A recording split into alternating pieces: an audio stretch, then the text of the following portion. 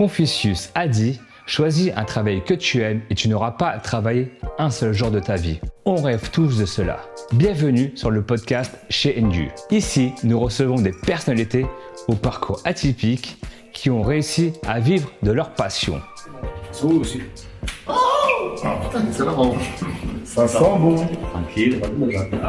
Bien, monsieur, bonsoir. Comment tu vas? Comment allez-vous? C'est que le physio, c'est le... Bienvenue, welcome. Merci. Chez NDU. Ouais.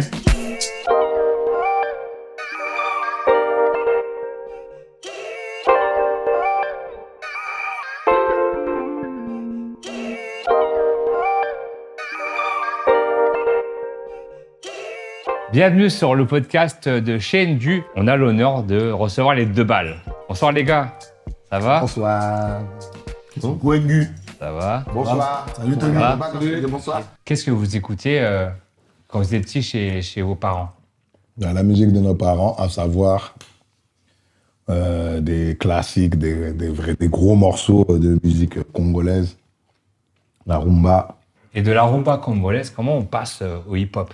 Il y a, donc nous en fait, déjà, la maman au niveau des premiers sons de notre enfance, on va dire vraiment.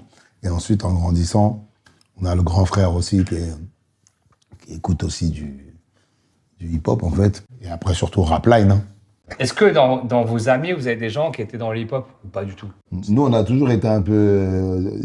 souvent, dans des groupes, il y a souvent des meneurs et des suiveurs. Ah oui, c'était blanc. Des meneurs et des suiveurs. Nous, on faisait partie des meneurs, parce que déjà, on était deux à chaque fois. Donc déjà, on était plus nombreux.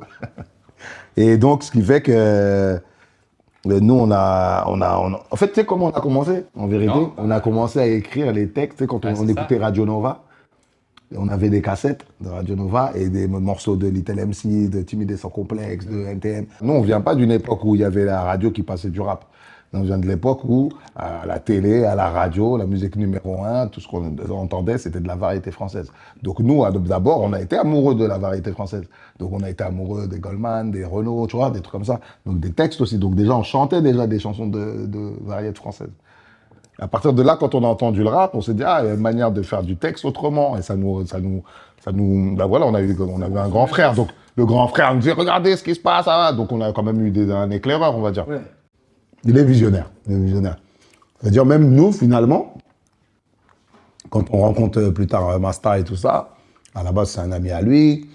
Tu vois, on commence à faire des chorés. En fait, lui, c'est comme si aussi, il nous voit aussi. Il voit un peu comment on peut être, tout ça. Nous, on a notre style à nous. On a, au fur et à mesure, en grandissant, comme on est des chouchous, on a aussi des mentors et tout ça. Mais pourquoi vous n'avez pas basculé dans le R&B? Jamais. Votre grand frère était là-dedans et pourquoi vous... Mon grand frère, écoute, putain. Comme je t'ai dit, en fait, ça faisait de nous un peu une famille atypique. À chaque fois qu'on a emménagé quelque part, il n'y avait pas des gens comme nous. Il n'y avait pas de noirs. Voilà, au Plessis. Mais quand on arrive avant le Plessis, on arrive à Clichy. Avant Clichy, on arrive à Savigny-sur-Orge. Chaque fois qu'on arrive quelque part, il y a des Renois, des jumeaux. C'était très, très, très rare à l'époque. Et il y a un Renoir avec des yeux verts. Nous, je me rappelle qu'on avait même pas, je sais pas, peut-être 5 ans. On prenait le métro, tout ça. On marchait dans la rue. Ma daronne, elle se faisait arrêter. Moi, je me rappelle de ça. Oui. Oh là là. Et souvent, c'était, il a des yeux verts. Oh là là. Ouais, Non, des jumeaux. Et ma mère nous habillait pareil. Donc, c'est vrai, c'était nos frères. Tu vois, et ma mère qui était jeune aussi, c'est-à-dire, c'est vos frères et sœurs, c'est votre truc. Donc, je me souviens de tout ça. Nous, longtemps, on est resté à 3. Après, il y en a eu d'autres, mais longtemps, on est resté à 3, tu vois. Okay. Et donc, c'est pour ça qu'au fond... Et après, mon grand frère, lui, ce qui fait que c'est vrai qu'il était très plébiscité, les meufs l'aimaient beaucoup. Donc, lui, t'as vu, limite, le R&B, c'était peut-être plus naturel pour lui. Par contre, nous, on a toujours été un peu... le rap, t'as vu, si tu mettais, je sais pas moi, Bobby Brown et à côté tu mettais, je sais pas, Big Daddy Kane, on préférait le flow de Big Daddy Kane, tu vois, je te dis pas, tu mettais EPMD et à côté t'avais, je sais pas moi, les K-Sweet et les, je sais pas, nous on préférait, nous c'était le rap. Bougez pas de la même manière dès que t'entends. Voilà, nous on préférait les mecs avec les bobs, avec les grills, avec toi, c'est ça qu'on aimait. J'ai une vibe. Le calibre, surtout.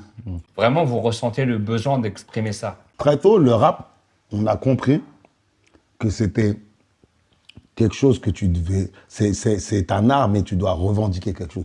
Pour nous, tu ne peux pas faire du rap. Bon, après, on a fait des rap plus tard, freestyle, des trucs comme ça, mais on a toujours fait un rap C'est pas une cause, en fait. Voilà, avec une thématique, avec quelque chose. Ça, on l'a vraiment fait depuis petit. En fait, le truc, c'est quoi? C'est que nous, on a des grands. Effectivement, ils sont dans un courant, dans une certaine forme de rap, voilà, tu vois. Donc, quelque part, ils nous forment un peu comme ça, ils nous aiguillent. Tu sais ou pas? Nous, on a nos flows, nos trucs, hein, ils nous aiguillent. Mais ensuite, nous, on les suit. Nous, on était même de notre quartier, on est peut-être les premiers, ou en tout cas les premiers, en tout cas les plus jeunes à être entrés des fois dans une Zulu party. On avait déjà fait, nous, une Zulu party. Non, jeunes, on était jeunes, avec une animatrice à nous, qui aimait bien nous faire danser, tout ça. Donc, au fond, on était un peu, on a vu, je dis pas qu'on a vu les skins et les trucs, mais on a quand même vu des choses très, très jeunes, tu vois. Si bien qu'après, on commence à bouger. Maintenant, on bouge, tu connais comment c'est, on bouge massif, on fraude le train, bam, ça commence les premiers clashs avec les gens la police des chemins de fer, après c'est les Condés, après c'est les, tu vois, je sais pas. Donc, au fond, tout ça, là, tu vois, je sais pas. C'est ça qui fait le côté, on va dire, moi, j'aime bien dire rebelle, tu vois. Et après, ça devient des textes un peu plus revendicatifs, effectivement, tu vois. Et c'est ça, en fait, c'est là-dedans. Tu comprends maintenant, tu vois. Voilà. Et votre première scène, c'était comment? Même le truc du... Quand t'es dans les loges, avant même de monter sur la scène, quand t'as le track et tout, c'était comment? Vous aviez les jambes qui tremblent ou quoi? 11 ans, non, on voulait bouffer la scène. En tout cas, moi, je sais que... Parce que mon père, il était venu, il avait filmé, donc on avait les... On était pris par le... Quand tu regardes les images, on est pris par le... Même, je crois même... ça se trompe. Mais vas-y, on s'en fout. Yo, alors, on a fait du bruit. Avec des petites voix, tu vois. Mais on l'a fait, tu vois. Vous étiez là, vous étiez... On est venu, tout le monde, en plus, on rentre. On est des jeunes. On est des petits peu. Tout le monde gueule. On s'entendait même pas, je crois. Mais voilà, tu vois, c'est le premier concert. Et finalement aussi, il y a un truc aussi qui a pas... Justement, tu vois, quand tu dis, ouais, on répétait, mais aussi, sur un second temps, ça nous a beaucoup servi parce que partout où on allait, il fallait qu'on ait un micro. S'il y avait un micro, tu vois, même un truc comme ça, t'es ici, c'est un anniversaire, il y a un micro, on le prenait le micro.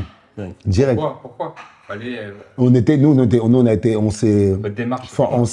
Aussi, c'est aussi par rapport à l'époque. À l'époque, il n'y avait pas YouTube et tout ça. Donc, en fait, il fallait quand même que tu chantes beaucoup, un peu partout. Sois présent.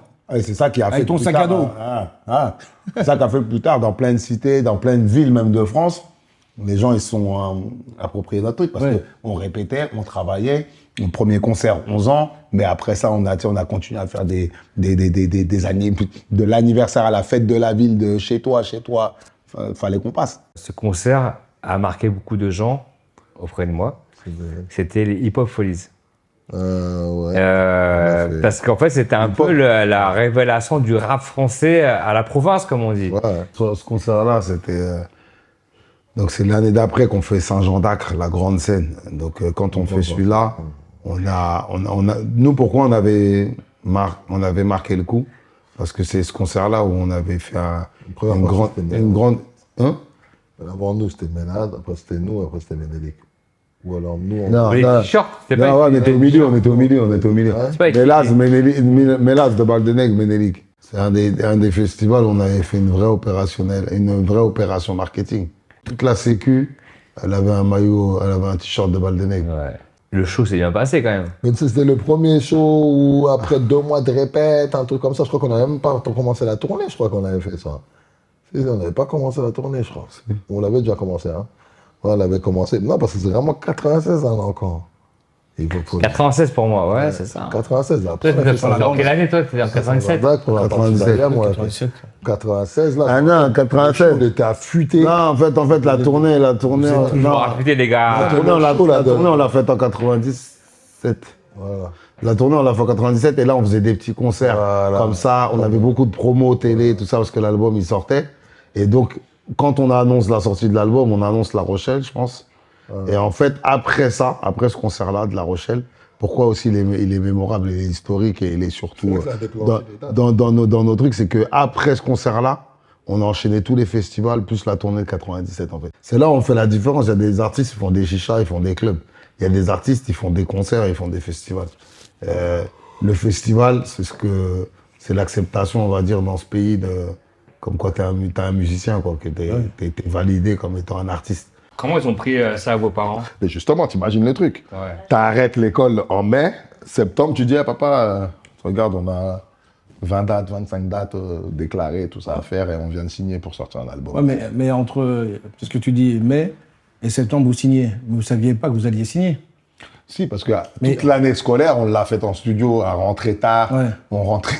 On partait aller le mardi soir, on partait en studio, on revenait le mercredi matin, on enchaînait l'école, on faisait des trucs comme ça, nous. Mais comment rassurer les parents, par exemple, au mois de juin, juillet, leur dire on va bientôt signer, machin, parce que quand tu parles aux parents. Non, c'est le rouge. Excuse-moi, c'est le mien. Non, c'est pas le tien. Non, c'est le mien. Qu'est-ce qu'il a? Le truc, il est devant moi, tu dis c'est le tien, c'est t'arrêtes. Là, je veux dire, quand tu dis aux parents j'arrête l'école au mois de mai, au mois de juin, juillet, août, comment faire pour rassurer des parents? Parce que, imaginons que les jeunes. Déjà, June, moi, si je me souviens, c'est qu'il y a la fin de l'année et après, c'est à la rentrée, en fait. À la rentrée, parce que je crois qu'à la rentrée, on est quand même inscrit. On est inscrit à l'école, tu es inscrit automatiquement. Et nous, en fait, on n'y va pas, puisque de toute façon, je crois même que c'est là où on est même inscrit, même la daronne, elle n'est pas d'accord, elle veut nous remettre dans le 9-5. Donc, il force. Mais nous, Dieu n'aura pas y aller. Mais c'est surtout qu'on a des choses à faire. C'est-à-dire que tu as vu, c'est pas comme si, on n'y va pas, on dort jusqu'à 14h, des trucs comme ça. C'est qu'on a tous les jours, il y a quelque chose à faire. Un rendez-vous, un truc, une séance photo, un truc. Donc ça s'active avant qu'on ait le contrat, tu vois. Et déjà, ça le fait en fin d'année scolaire, tu vois, donc avant les grandes vacances. Déjà, c'est déjà capoute. Vers la fin de l'année, on n'est pas plus trop là et tout ça. L'année d'après, à la rentrée scolaire, on est inscrit. On n'y va pas, ma mère, elle pense parce qu'on est chez notre père. Mais non, nous, on arrête après la première seconde. Après la seconde. Okay. Donc, on fait la seconde. Moi, j'étais en BEP première année. BEP, moi, seconde. BEP première année, fin du game. Que tu fasses la différence. Après, ça a rassuré les parents en septembre. À un moment donné, ils se sont rendus compte que... Ouais, ils se sont dit, c'est bon. Ah ouais, ça y est, on les laisse On est tranquilles. un peu rassurés. Et puis nous, on était déjà assez autonomes. Hein. Tu connais les petits d'aujourd'hui, c'est pas pareil. Nous, à 17, 18, on avait déjà une voiture, on avait déjà nos chiens. Vous aidez la daronne ou... Enfin, tu sais, comme dans les films et tout, on a fait la facture ou... La daronne, oui. Et le daron, on tu te rappelles la première fois, hein, on avait un chèque. On a dit, papa, voilà. Parce que dans les textes, on disait, hein, je vais mettre bien le daron, la daronne. C'est ça, ouais. Le daron, ouais, chier. Le daron vient pour lui donner l'oseille. Il a dit, non, ça, c'est à vous, ça. C'est pas à moi. Ah bon? Il n'a pas voulu. Mais daron, c'est normal. C'est clair. Mais après, quand on a à peine la vingtaine, que ça pète le succès, que tout arrive, tout tombe d'un seul coup comme ça, vous arriviez à garder les pieds sur terre, ne pas avoir la grosse tête? Comment c'était? En plus, c'est bien que tu me dis ça, parce que il n'y a pas longtemps, il y a un pote qui me disait ça. Il dit, t'as vu, contrairement aux artistes d'époque, vous, je sais pas, c'est toujours resté les mêmes. Tu vois? Ouais. Donc, on s'est dit de quelqu'un d'autre, c'est bien, tu vois, nous qu'on me dise, ouais, non, nous, t'as vu, on n'a jamais pris la grosse tête. Je pense que non. Puisque t'as vu, on a toujours été proche du peuple. Ouais, on a toujours aimé sortir, on a toujours aimé aller dans les clubs. Ouais. Tu vois, je veux dire pas. Mais votre entourage, est-ce qu'il a changé? Soit en positif ou en négatif? C'est pas il a changé, c'est qu'après tu grandis, tu évolues. Ouais. Tu vois, les périodes qu'on a faites avec Ménage à 3, tout ça, les périodes avec De Baldeneg, périodes avec Bisson à Bissot, tu vois. Au fur et à mesure, l'entourage, il évolue. Il y a des gens avec qui tu as grandi que tu vois plus. Il y en a qui restent toujours. Il y a toujours un petit noyau qui reste, tu vois. Mais bon, après, tu fais d'autres connaissances, tu vois. Donc après, l'entourage, obligatoirement... tu vois, après, ce qu'il y a eu de bien quand même, je pense, chez nous, c'est qu'on a rarement connu le succès en solo. C'est-à-dire, on a toujours été plusieurs à le connaître. On l'a connu en même temps, le succès. Donc ça fait que, déjà, nous, on est en jumeaux, avec les deux Baldeneg, on était sur scène, on n'était pas que deux. Tu vois, on était 4, 5, avec les backers, on était 6, les DJ 8. Donc on a toujours plus ou moins avancé en meute, tu vois. Ouais. Bisson à Bissot, on fait des choses grandioses. Dans Lévis, on est au moins 8, pareil, 9, plus le staff, on est une dizaine. 12. Donc ça fait que on a toujours ce truc-là d'être d'être en meute et de connaître ça en meute, et c'est toujours bien, tu vois. Après, nous, le noyau, comme tu peux le voir, hein, aujourd'hui, tu nous invites, on vient à deux. Hein. Quand on écrit un texte, quand on est des jumeaux qui écrivent un texte, il y en a un qui écrit un texte, est-ce que dans la tête de l'autre, il se dit « Ah, mais j'avais la même idée » ou comment ça se passe enfin, Pas avec la même idée, mais tellement, après, on a une connaissance de l'un de l'autre, je pense qu'on connaît bien nos points forts. Et quand, par exemple, DOC va écrire un truc, quand il va mettre un mot, si ça se trouve, il va même faire ma voix. Ah, en intonation. Là, là, faut que tu dises ce mot-là comme ça, parce que je sens que c'est. Ouais. Moi, si je fais un couplet, dans mon couplet, je veux qu'il y ait de la puissance dans le truc. Je veux le dire, là, faut qu'on le dise cette phrase en même temps pour mettre, tu vois, le côté grave qui va faire monter. Parce que même dans nos graves, tu sens même que dans son grave, il y a aussi un côté aigu, et dans mon côté aigu, tu vois, la voix commence à s'aggraver aussi un peu des fois. Donc, on arrive à bien combiner, et surtout quand on écrit, comme tu dis, on arrive toujours à se laisser une petite place à l'un ou à l'autre. Bah, tu regardes bien, est-ce que ça n'a pas fait aussi notre marque de fabrique dans un sens?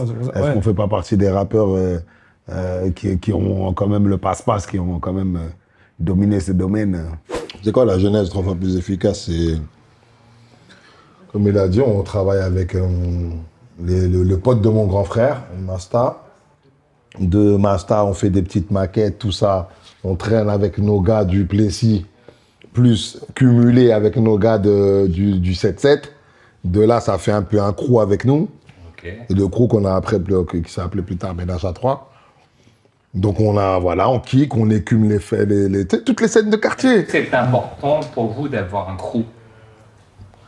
Non, mais après, t'as pas le choix, ils sont là. Non, mais c'est une question. Comme vous traînez pas trop tout seul. Non, mais en fait, ton crew, tu vois, c'est comme là, vous traînez ensemble. C'est un crew, ça y est, il y a lui, c'est le gars que... C'est comme ça. C'est depuis le début, vous avez... Ouais, c'est pas un truc qu'on a prévu. Tu vois, je sais pas. Nous, il se trouve qu'on habite... Vous pouvez réussir sans le ménage à 3, sans... Ouais. Ouais. Bien sûr, on aurait pu le truc, puisque nous, eux aussi, c'est un peu moins. Ils ont pu réussir sans nous. Eux un peu moins, nous aussi. Ben oui, attends. C'est nous qui avons créé. C'est nous. Non, mais dans la vérité, nous, on aurait pu réussir sans, puisqu'à la base, quand on fait de balles de nègre, à la base, nous, on ne veut pas le faire. Hein, c'est pas notre idée. C'est pas l'idée qui est moi, de balles de nègre. D'accord que c'est 2 balles à la base. C'est un maxi. C'est 2 balles. 2 balles, non, 2 balles. Nous, on a toujours voulu faire que notre album. Nous, on est nés pour faire notre album entre jumeaux. Et parallèlement, ces rencontres qui ont été bénéfiques, bah, en fait, elles nous ont pas permis. Elles nous ont pas permis. Vas-y. Elles nous ont pas permis de faire notre album à nous. Ouais. Tu vois, je ne sais pas. Mais c'est pas mauvais. Imagine, on doit faire notre album, on nous présente les deux nègres. D'abord, on part sur un 6 titres. Ensuite, on fait carrément un album. Ouais. Ensuite, après cet album-là, on travaille notre album. Passy nous appelle, on commence à faire un morceau, un deuxième, un troisième, et hop, on refait encore un album. Tu vois, je sais pas. Donc déjà de base, à chaque fois, dans notre parcours, on rencontre des gens, et avec ces gens-là, on réalise des choses. Tu vois. Quand on fait 2 balles de nègre, cet album-là, on va le qualifier comme étant un des premiers albums rap français indépendants. Le maxi que nous, on aurait pu faire. C'était à l'époque où, à la base. Ouais, à l'époque, tu as vu Fab, avec le groupe qui s'appelle Sléo, et ils voulaient les 2 balles, ils voulaient un maxi des 2 balles. Et nous, on est en préparation de 2 balles de nègre. Mais alors, à ce moment-là, on s'est dit, ou en tout cas, je ne sais plus comment ça s'est fait, c'est les 3 coups qui sont sortis. Donc, Monsieur R et Lioness, ils ont sorti un maxi qui s'appelait Check la devise. Et eux, ils l'ont sorti en 95. Tu vois, un an, on va dire quelques mois avant qu'on sorte en 96 de balles de nègre. Voilà, déjà de base. Mais nous, en fait, on avait le ménage à 3, tout ça, machin. Mais comme nous, on était un peu, c'est nous qui faisions un peu le lien entre tous les groupes, quoi. Le White Spirit, les beatmakers White Spirit, les beatmakers Kilomètre. C'était un peu avec 2 balles qu'ils étaient. Après, c'est nous qui forcions avec le ménage à 3. Hey, vas-y, on fait des morceaux ensemble. À partir de là, les 2 nègres, Masta, c'est Masta et Tefa qu'on dit, venez regarder les 2 nègres et les 2 balles, faites toujours des scènes ensemble. Tu sais, là, vous avez kické tel morceau, machin, là. Venez, on se lance sur un 5-6 titres ensemble et tout. Et là, on a fait 2 balles de nègres. C'est comme ça qu'on a fait 2 balles de nègres. C'était des textes, on va dire, pas intemporels, mais presque. Je veux dire, si on pouvait encore jusqu'à maintenant, quand on chante nos classiques, la sédition, c'est à quel âge maintenant? Déjà, 25. Ça fait au moins des 25 ans et on les chante encore aujourd'hui. C'est un titre qui est encore joué dans les manifestations. Tu vois, je veux dire, vous pensez que c'est toujours d'actu, en fait, ce texte que vous avez écrit? C'est eux qui le mettent sur 2023, 2022, ils te mettent un son de 1987. Mais vous pensiez que... À un moment donné... Vous pensiez qu'il allait voyager autant? Non, jamais, tu peux pas penser, justement. Ou comme te faire. Je sais pas dans quel domaine musical tu arrives à calibrer un titre, tu te dis celui-là, ça va être un titre que les Est-ce gens qu'on est d'accord vont écouter que 25 ans après, je pense. aucun artiste peut dire ce morceau va aller dans l'histoire? Jamais. On est d'accord? Jamais. Aucun. Jamais. Même nous, quand tu regardes bien, c'est pas là. Quand ils font Master va craquer, c'est pas la sédition qu'ils mettent en premier. Hein. Est-ce que vous pouvez nous raconter l'expérience justement de Master va craquer? Ça s'est passé comment avec Jean-François Richer? La collab. En fait, tu vois, Master va craquer. Moi, je pense, après, c'est chacun son avis. Mais Master va craquer, effectivement, si tu n'étais pas du 7-7, déjà dans un premier temps, tu avais un peu de mal déjà dans l'approche des dialogues et des trucs comme ça. Donc en vrai, quand tu es de là-bas, tu sens vraiment c'est un film de là-bas. Tu vois, je veux dire, des gens de là-bas, tu vois, des 7-7 mots, voilà, tu vois. C'est tout. Après, effectivement, même moi, je pense que même Richer, quand il le fait, il sait qu'il y a eu Rai avant, qu'il y a eu La Haine avant. C'est Log, non? C'est quoi? Je le vois. Ah, ça frotte dans les kilos? Je fais en fait. Ah, ok. Ah, ça frotte, hein? Ouais. Quand je parle. Les logs sont lourdes. Non, vas-y. C'est du lourd. En fait, je le voyais, mais je sais pas si je l'entendais, tu vois. Ah, mais moi, t'as vu, moi, ça me tient chaud, ça me réchauffe. Donc. Et la BO, entre la BO de La Haine et la BO de Master. Mais non, c'est équivalent. Tu dis quoi? C'est pareil. Équivalent? Ouais, grave. Donc La Haine gagne 2-1. Non, c'est équivalent. Un partout sur la 1,5. 1,5 à 0. Ouais. 1,5 à 1. Et, Il y a plus de bons morceaux dans la Haine ou dans Master? Mon avis? Ouais. Je préfère la BO de la Haine. Ouais. Et t'aurais préféré être sur la BO de la Haine? Non, j'ai pas dit que j'aurais préféré. J'aurais même aimé être sur les deux.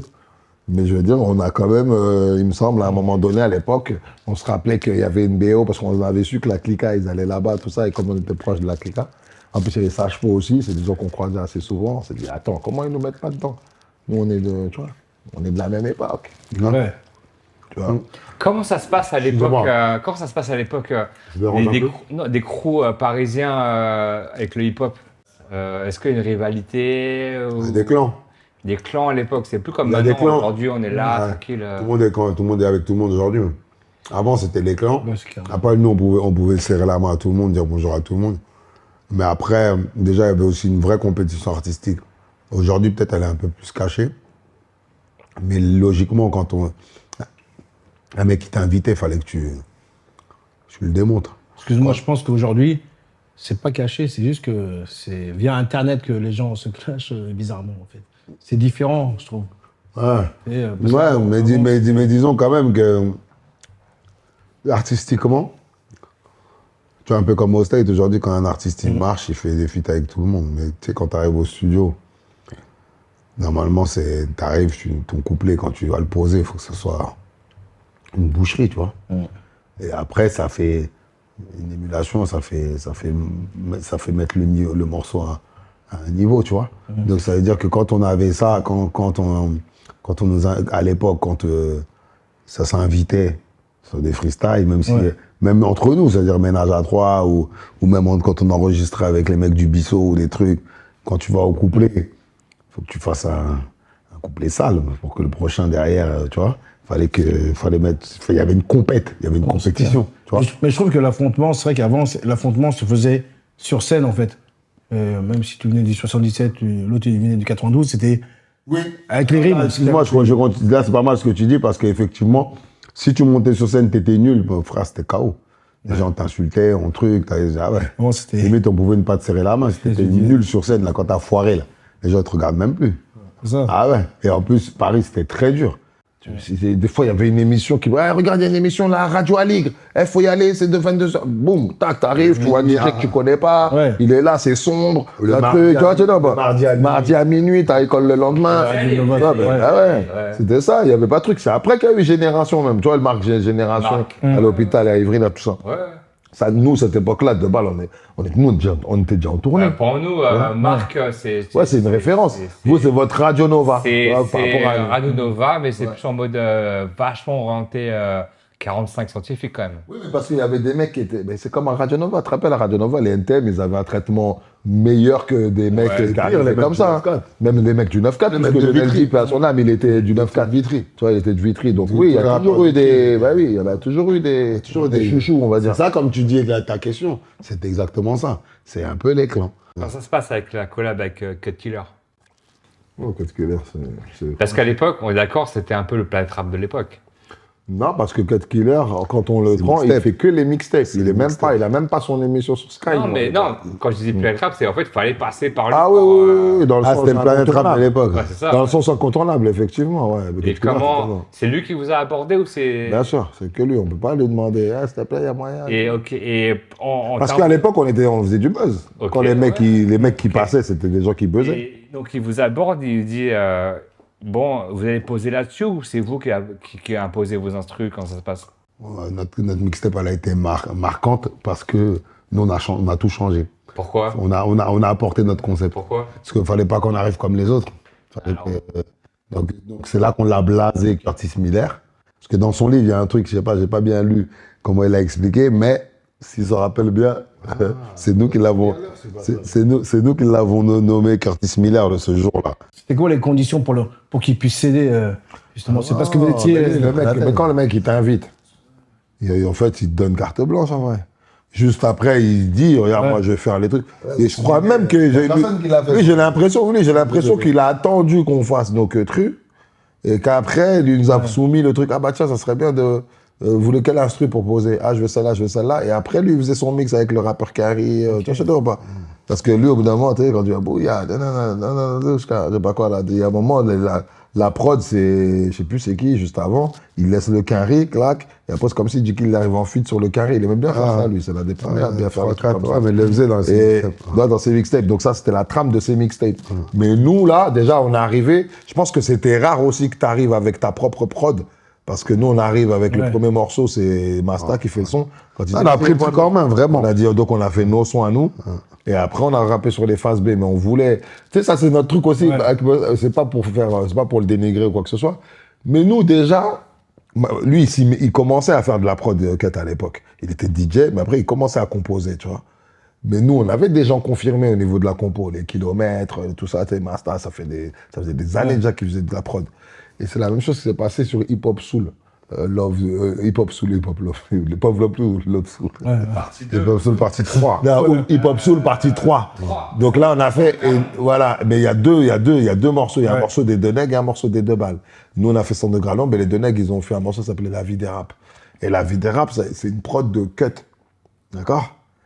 Sauf que nous, rebelle un peu, on s'est dit, nous, il faut qu'on fasse une prod. Masta, tout ça, on s'est dit, vas-y, ok. Mais il faut rendre le truc pour hier. Tu vois, c'est comme si, genre, on en parle maintenant, c'est demain à midi, il faut qu'il ait le truc. Je sais pas comment on a fait, après, chacun avait son boulot. Masta, ils ont trouvé un studio. Au studio, je sais plus. Non, mais je crois qu'il était au studio déjà. Il était déjà au studio, Jimmy. Vas-y, tac, et toi, venez, tac, Jimmy, tac. Nous, on avait déjà la thématique, on avait déjà des textes en avance. Composition. On avait déjà truc. Je commençais à faire les compositions. Même Jimmy, je crois, il jouait. C'est pas lui qui joue le piano dans son école. Ouais, en tout cas. En tout cas, il y a un sample. Et je crois que lui, il met un peu de truc parce qu'il se débrouille bien au piano. Oui, il se débrouille bien. Et Jimmy, tac, il fait ce truc-là. Il a dit, ce serait bien que les Masta qui militent pour que Jimmy puisse poser un refrain et tout machin. Nous, on avait déjà le son. R, il était avec nous, donc on s'est dit, viens poser aussi. Et c'est comme ça que ça s'est fait, tu vois. Naissance de classique. Et votre titre préféré dans ce projet? Déjà dans la mixtape, c'est dès le départ, le premier, est-ce que tout ceci est censé, le tout premier, dès que tu rentres là. Celui-là, il est violent. Et pourquoi? Parce que ça rentre, ça, c'est ce qui a marqué, ce qui aujourd'hui marquera toujours cette tape. C'est que la façon dont on vient, on a bâillonné Curtis Miller, entré, t'as acheté ou pas? Bon, maintenant, on peut parler d'un autre truc aussi, c'est Bissou Nabisso, quand même. On est d'accord que... C'est J-Kill, ça. Attends, on va mettre le boubou. C'est son groupe. Comment le groupe de J-Kill. On va mettre le bleu, boubou. Comment s'est formé le collectif? C'est ça, ouais. L'autre collectif, il s'est formé à l'initiative de M. Passy Balende, donc Passy du ministère Amer. Congolais. Et qui est Golden Shine. Ouais, lui, le Congolais, qui, en fait, il y avait quand même, c'était, déjà, ça part pas d'un hommage, mais de notre façon d'apporter une aide, on va dire, un petit vent, un petit espoir aux Congolais qui vivaient une guerre, en fait. Il y avait une guerre au Congo-Brazzaville, une guerre ethnique. Et donc, nous, on voulait... Juste par rapport à ça, comment vous le viviez, vous, à l'époque, cette guerre-là? Nous, on ne le vivait pas très bien. C'est pour ça qu'on a eu cette idée de se réunir. Parce que, tu vois, on avait quand même nos parents qui assistaient à beaucoup de veillées à l'époque. Donc, voilà, ça sous-entendait qu'il y avait beaucoup de leurs proches, de nos proches, de la famille, soit qui mouraient, soit qui disparaissaient. Parce qu'il y a des gens qui ont vécu dans la forêt pendant cette guerre. Donc nous, l'idée, c'était de faire un morceau. Avec votre popularité, se dire, bon... Voilà, de faire un maxi. Ouais. Et de pouvoir atteindre une association du Congo pour reverser les droits, en fait, de vendre le maxi et de donner une part. On a un des morceaux, c'est l'Union. L'Union qui apparaît en interlude dans le premier album de Passy. Les Tentations. Les Tentations. Ouais, ok. Il y a une petite interlude, mais nous, on voulait, normalement, Passy voulait que ça soit le morceau Bisso dans cet album-là. Ça aurait été là qu'on allait entendre la première fois Bisso la Bisso. Il y a eu juste une petite interlude. Et en fait... À cause des droits, c'est vrai. Ouais, voilà, parce qu'on n'avait pas clearé le sample et tout ça. Maintenant, le truc, c'est que de 2 morceaux, on est parti pour faire un album entier. Et pendant l'enregistrement de Bisso Nabisso, l'ambiance en studio, c'était comment au niveau de la construction? Imagine tous les deux. Alors imagine quand on est... Vous étiez 2, 12 Congolais. Là, c'était plus la magie du tiroir. Comment ça se passait? C'était comment que tout le monde amène quelqu'un. Nous, justement, t'as vu, nous, là, déjà, je vais répondre à ta question, mais en même temps à la sienne aussi.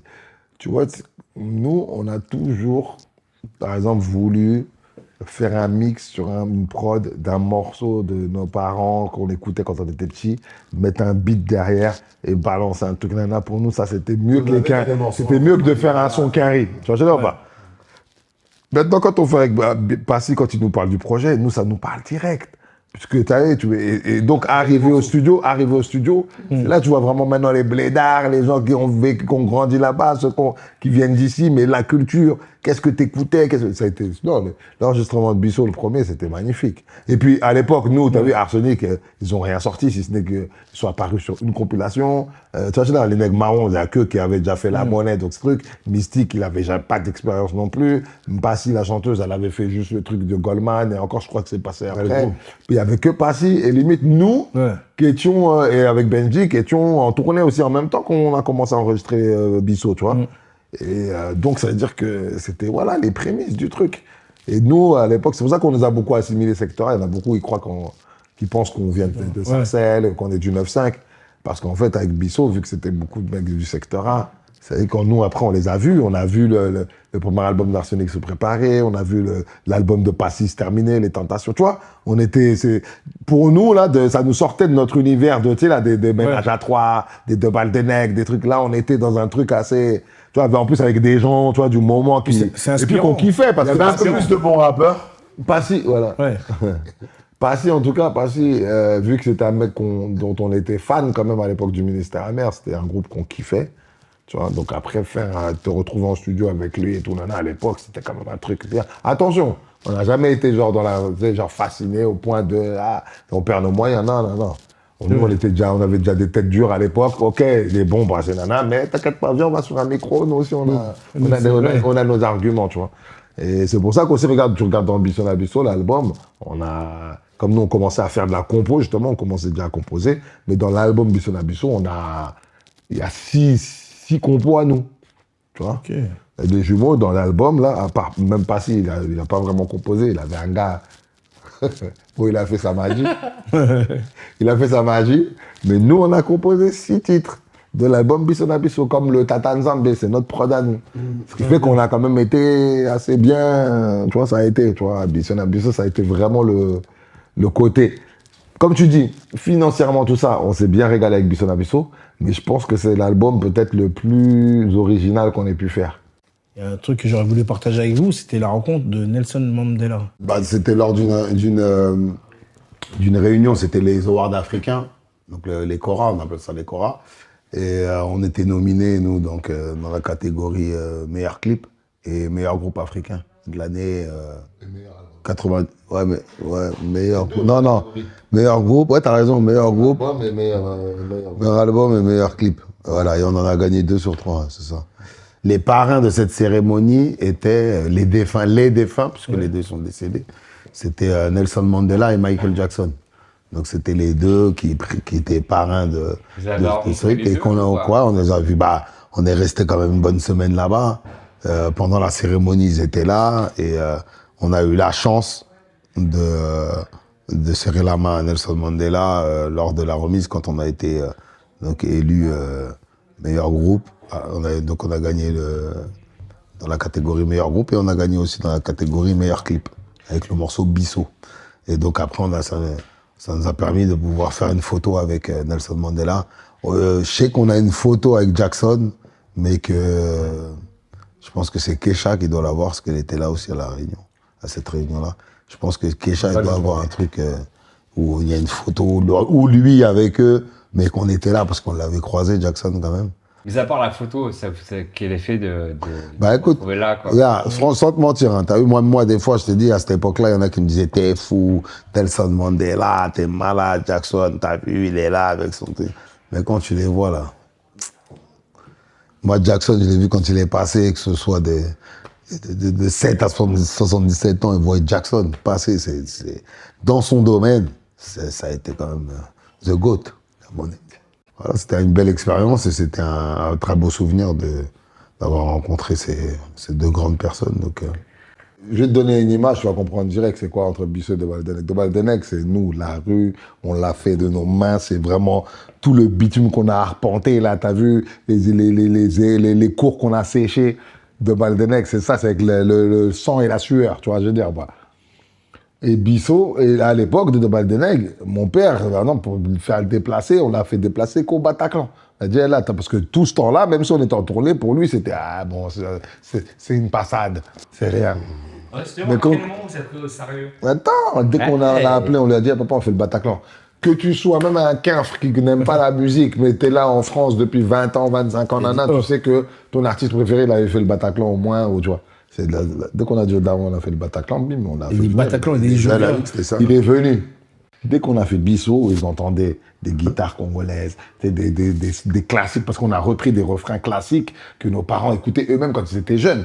Donc là, ils se sont dit, ah ouais, et après... Et d'où ma question, vous écoutez quoi en fait à la base? Mais je te l'ai dit. Et c'est ça. Je ne l'ai pas dit. La rumba. Donc la boucle est bouclée. Ça veut dire que maintenant, les parents... Quand ils entendent ça et qu'ils voient, parce que tu as vu le tapassage qu'il y a eu avec Bisso. Oui. Même, tu pouvais même mentir à ton père que tu faisais pas ça. Il mettait la télé. Mais je t'ai vu. C'était mort, je t'ai vu. Voilà. Et donc, ça veut dire que là, ils étaient fiers. Tu vois la différence?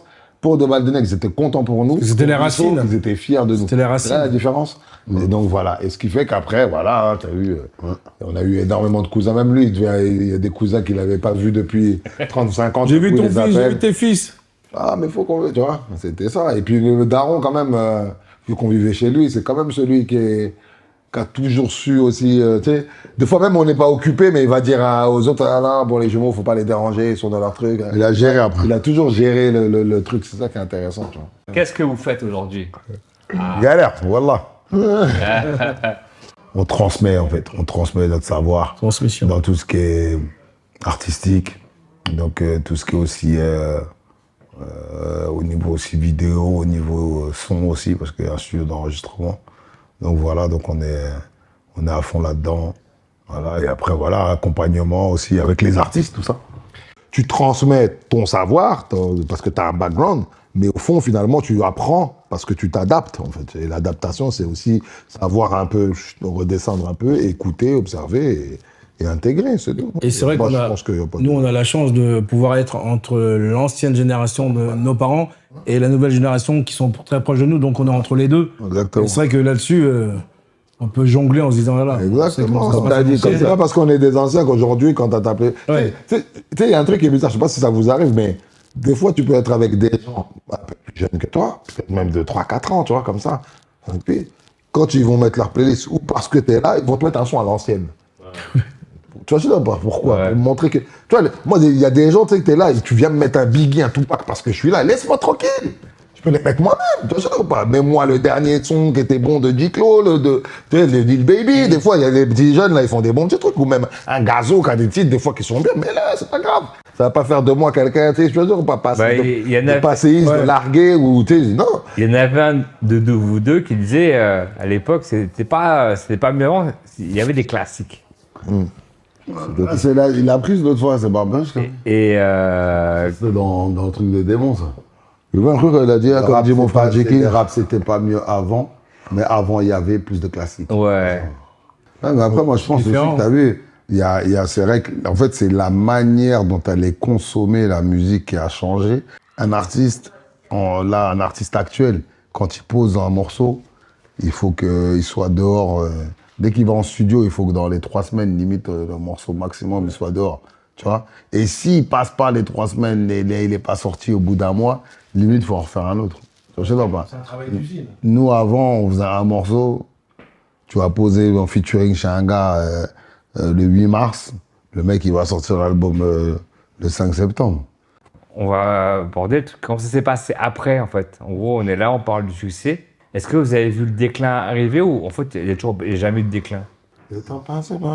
Et puis après, tu passes à autre chose, surtout si tu fournis moins. Tu vois, je dis ou pas?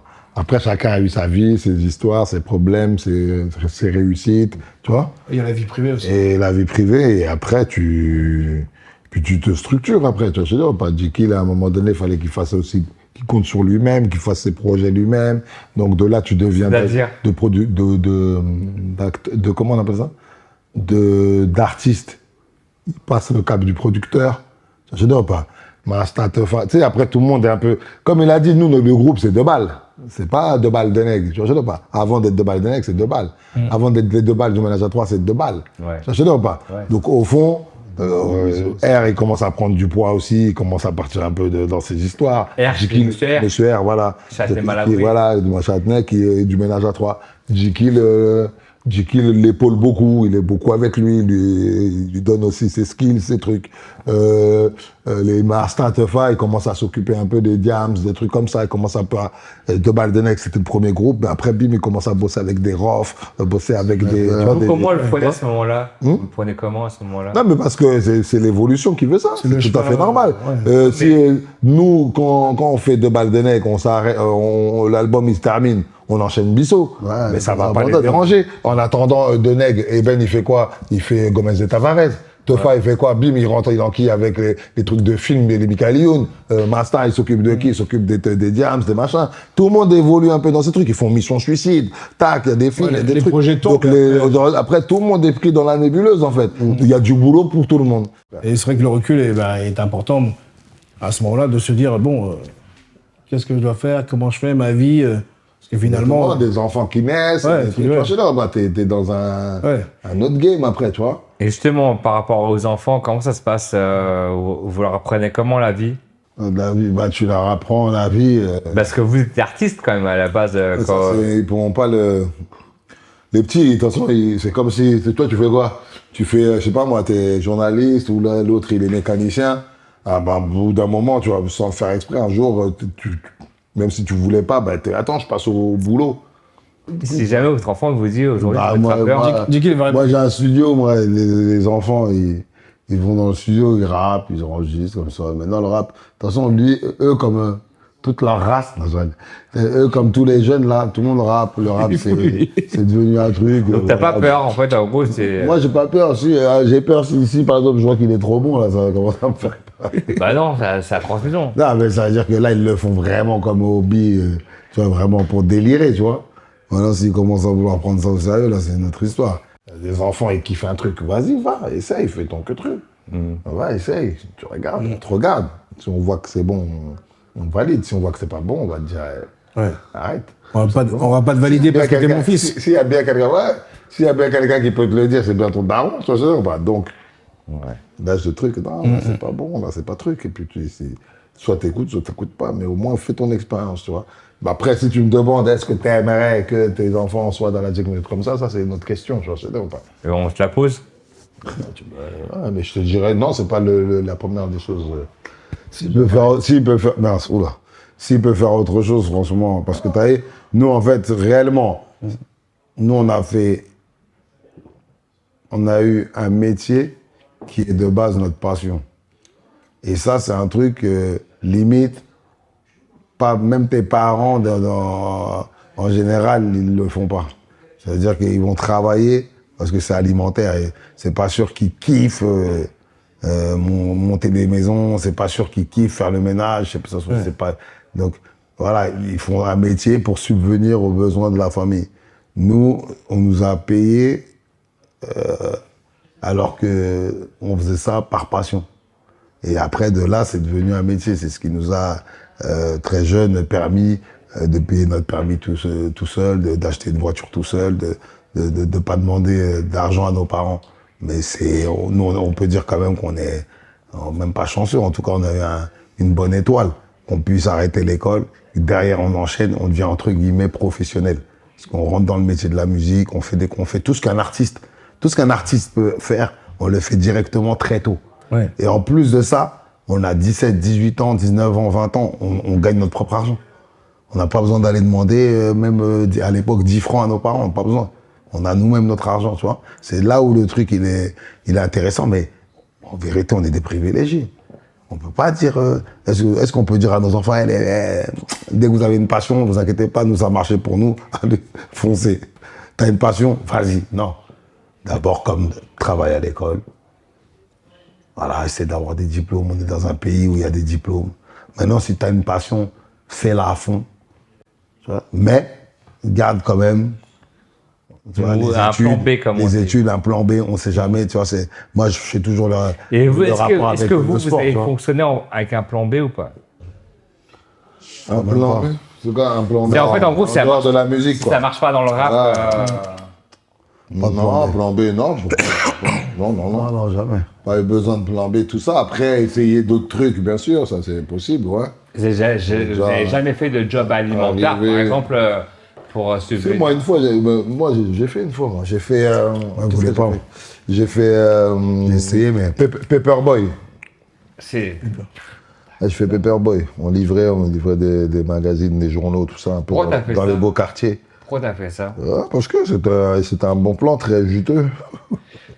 Donc, c'était plus pour la patte du gain que pour le côté carrière, tu vois, ou pas. Et ça n'a pas duré. Pourquoi? Je sais pas, c'est comme ça, je sais pas. Mais en fait, il y a des trucs. C'est de la faute. Dans tous les trucs. Même là, t'as vu, des fois, tu veux faire quelque chose. Ouais. T'as la volonté de le faire, t'aimerais bien rentrer dans le ride comme ça. Mais il y a un truc qui fait que tu peux. Ça passe pas, oui.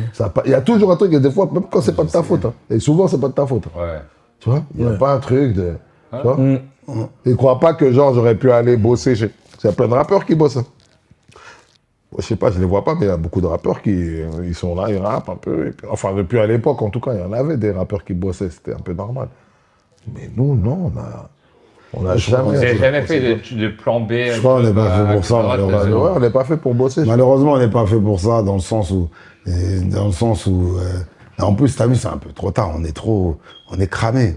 Ça veut dire on nous voit, on est là, on va pas nous laisser tranquille. Rien que d'aller au sport, dans une salle de sport, il y a toujours un ancien, il va nous voler notre séance, ou tu vois, je sais pas, ou pas. Ouais. Il va être là, ça va, je me rappelle, devant le Dénec.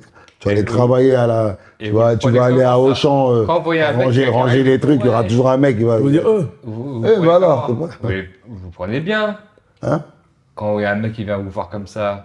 Non, on kiffe. Non, il n'y a pas de problème. Mais si tu dois faire un boulot ou si tu dois faire quelque chose, c'est évident. T'as vu, c'est pas évident. Mais non, nous, c'est vraiment, non, je te dis, on est vraiment, moi, je sais que j'ai essayé, hein, même des trucs, des fois où j'étais obligé de travailler, ça n'a jamais marché. Ça n'a jamais marché, poteau. Quel est le constat aujourd'hui, après ces paroles posées déjà il y a plus de 20 ans? Quel est le constat? C'est Adama. Quel est le constat après 20 ans? Ouais. Sur la sédition. Ah, la sédition, je pas entendu. ouais, c'est la sédition. Bah, comme on l'a plus ou moins répondu en un moment, c'est que, bah, alors, content de l'entendre 27 ans plus tard, et triste qu'un morceau qu'on a écrit à 27 ans puisse être encore d'actualité.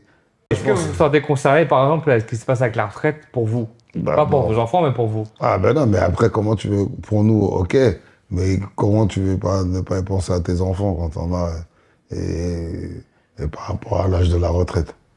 Et à un moment, t'es obligé de penser aussi aux petits aussi, quand même. Ouais. Nous, tu crois qu'est-ce qu'on s'en bat les couilles là, pour franchement, entre nous, Ouais. on s'en fout de la retraite. Mais la retraite, vous voulez la faire ici ou au pays?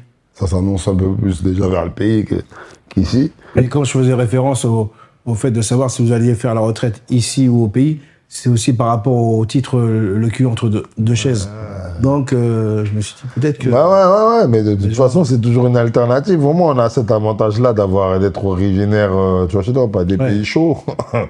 Et donc, au fond, tu vois, je pense que ça peut être une alternative de toute façon. Et parce que de toute façon, là-bas, t'as moins de... Ouais. T'as beaucoup moins de choses d'ici et beaucoup plus de choses assez intéressantes, tu vois. Est-ce qu'on peut rebondir sur ce titre-là, justement, le cul entre deux chaises? C'est C'est un peu le cas de tout le monde ici. Et est-ce qu'on sent plus français que congolais, qu'originaire? Est-ce que quand vous êtes ici, vous êtes français ou congolais? Et quand vous allez au Congo, est-ce que vous êtes en mode français ou pas? C'est quoi le délire? Bah oui, en fait, de toute façon, à un moment, après, ça dépend du temps que tu restes au Deblé, mais en vérité, moi, je sais qu'en tout cas, moi, je sais, quoi qu'il en soit, quand nous, on arrive de France, on est, quoi qu'il en soit, vu quand même comme des Français. Les Congolais, comme des Bah Français. oui, tu vois, ils ne Oui. voient pas comme des gens qui ont grandi là, tu vois. Moi, je vous rassure, c'est pareil pour moi. Bah oui, bien En sûr. Guadeloupe, c'est pareil. Ouais, dans tous les pays, t'arrives en plus. La métropole. Quand t'arrives de France, Grave. quand t'arrives de France, déjà, c'est bankable. C'est ramène-moi des t-shirts, Là, ramène voilà, ça. c'est ça. c'est Donc, ouf, hein. voilà, et après, le temps du bled, bah, c'est aussi après, c'est plutôt toi qui prends un bon jus de route. Quand est-ce que vous allez nous faire un album? Un vrai album et que vous allez vraiment montrer de quoi vous êtes capable. Vous en avez encore sous la semelle et j'ai envie que le public le découvre. Et donc, le ménage à trois, la réunification. On attend ça. Moi, j'attends ça, perso. Ça va, t'es bien, montage, tout, machin, t'es un bon, toi. Comme ça, va le mettre en qu'à faire. Ouais. À quand un album de balles? Bah alors, en fait, la première question, Ouais, c'était... c'est... Pour montrer ce qu'on a sous la semelle, tout ça, ouais, si. Je pense qu'après, l'album de balles, s'il doit se faire, il se fera rapidement. Tu vois, je pense qu'on n'a pas besoin de mettre du temps. Au feeling, vous allez Mais faire je pense que là, voilà. Et après, là, pour l'instant, s'il se fait pas, c'est que je pense que chacun a des choses à faire. Entre autres, faut pas faire pour faire, en fait. Tu vois, je veux dire, faut le faire avec la volonté, avec vraiment, tu vois, je veux dire, pas comme on a toujours fait, en fait. Donc, après, le petit frère, lui, je sais, parce que lui, Barberich, c'est un grand Qui fan. Barberich par rapport à vous, en Ça, c'est fait? notre petit frère. Ok. Ouais, c'est le petit frère. Et lui, en fait, je sais qu'il a toujours cette envie de nous voir, tu vois, se dire, pas réunis, voir ses frères dans un, tu vois, c'est ça, c'est une grande volonté de sa part. Mais il a raison. Et sa deuxième question... Ménage à trois réunifications. Ouais. Jamais. Jamais. Les mecs, ils ont arrêté, il y en a, ils sont ailleurs. Ménage à trois. Réunir, ménage à trois. Ménage à trois, si on calcule, il y en a qui... Il y a encore... Il y a que nous. T'as Lioness qui rappe... Monsieur R est où aujourd'hui? Monsieur R, il a arrêté. Monsieur R, il a arrêté. Voilà. Et à Meussa, je crois qu'il rappait aux dernières nouvelles. Mano qui te bat ça. Mais c'est tout. hein. Sinon, tout le reste a arrêté, Après, donc tu il ne vas peut plus se arrêter, réunir, hein. le ménage à trois. C'est impossible. Ouais. Enfin, là, c'est surtout qu'il n'y a plus de rappeurs. C'est-à-dire que même si demain on voudrait faire un rap, il n'y a pas de Adoc rappeurs. -1. Philo, il rappe. rappe. Youssoufa. Philo, c'était Bomaye, c'est fini. Mahjong, il a disparu des radars. Il n'est plus. Ça, tu vois. Donc en fait, en gros, c'est que vous. Ça dépend que de vous maintenant. Voilà. Ah, t'inquiète. D'habitude, en fait. Non. Comme tout le temps, ça. Tout le Mais temps, en fait, en gros, on c'est restera, nous. la boucle sera peut-être Tant que Dieu bouclée. nous prête vie, on restera. C'est qu'en fait, en gros, vous avez fait gratter tout le monde. C'est ça, en fait. Et Ou après, peut-être qu'on a gratté tout le monde. aussi. Ah, ça se trouve, si on le tourne Ouais. comme ça. Mais C'est en grâce à eux gros, tous. c'est ça, hein. c'est qu'en fait, au final, Ça, les gars. Finalement, Un discours comme ça, on leur doit tous quelque chose. Après l'interview, on s'est rendu compte que finalement, heureusement qu'ils étaient là, eux tous.